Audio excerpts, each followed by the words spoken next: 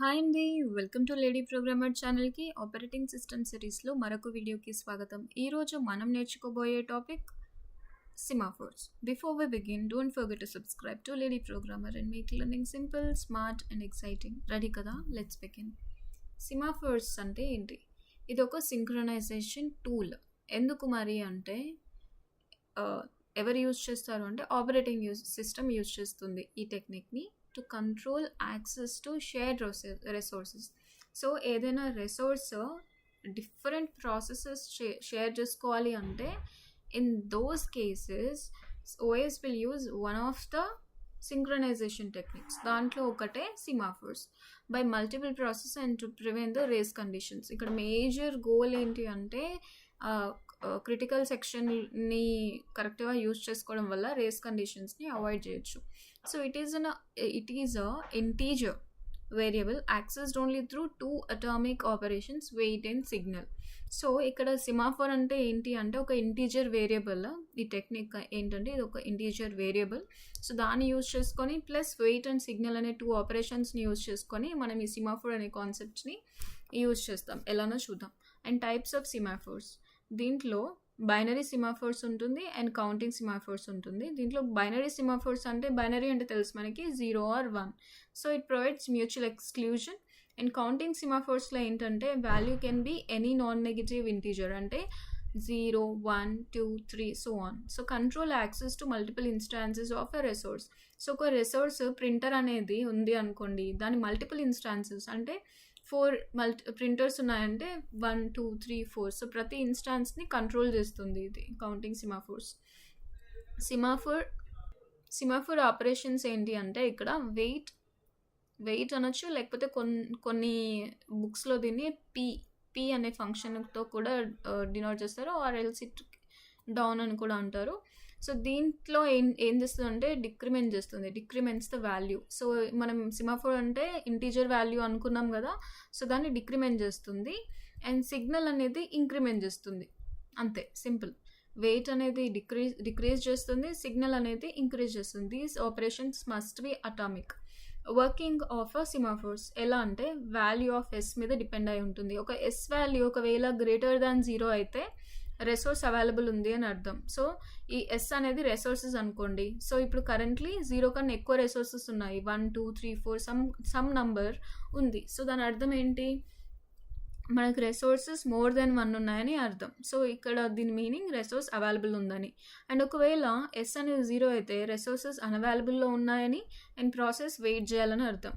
ఒకవేళ resources less than 0 అంటే number of processes waiting. ఇప్పుడు లెస్ దాన్ 0 ఉందంటే అర్థం ఏంటి, ఇంకా -1 ఉందంటే ఒక ప్రాసెస్ వెయిట్ చేస్తుంది రిసోర్స్ కోసం, -2 అంటే 2 వెయిట్ చేస్తున్నాయి. సో అట్లా.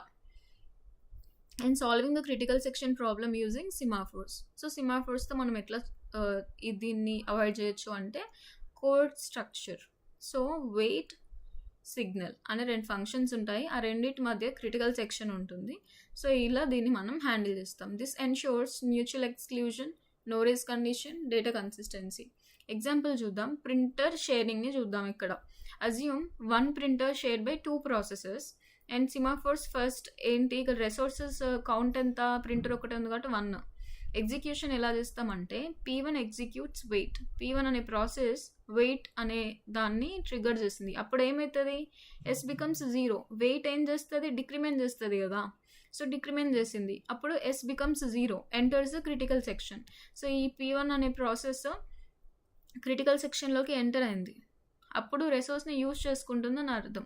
సో అప్పుడు మళ్ళీ P2 అనే ప్రాసెస్ వచ్చింది, ఎగ్జిక్యూట్స్ వెయిట్. సో అప్పుడు ఏమవుతుంది, ఎస్ అనేది బికమ్స్ -1 కాబట్టి ఈ ప్రాసెస్ బ్లాక్లో ఉంటుంది.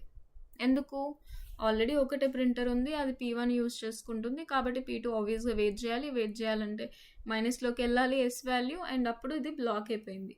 ఒకసారి P1 ఫినిష్ అయిపోయిన తర్వాత అది సిగ్నల్ని ఫంక్షన్ని కాల్ చేస్తుంది. అప్పుడు ఏమవుతుంది, సిమాఫోర్స్ వాల్యూ మనకి ఇంక్రిమెంట్ అవుతుంది, అంటే 1 అవుతుంది, అంటే ప్రింటర్ అవైలబుల్ ఉందని అర్థం కదా. అప్పుడు ఈ సిగ్నల్ అనేది P2 ప్రాసెస్కి వెళ్ళి so S becomes 0 and P2 unblocks and continues. ఇప్పుడు P2 అనేది అన్బ్లాక్ అయ్యి దాని ఎగ్జిక్యూషన్ కంటిన్యూ అవుతుంది. మరి ప్రాబ్లమ్స్ ఏంటి సిమాఫోర్స్తో అంటే busy waiting. If implemented as a spin lock process waste CPU cycles. So spin lock అంటే ఏంటి అంటే మన ప్రీవియస్ వీడియోలో చూస్తే మీకు ఐడియా వస్తుంది. ఇఫ్ నాట్ నేను షార్ట్కట్లో చెప్తా.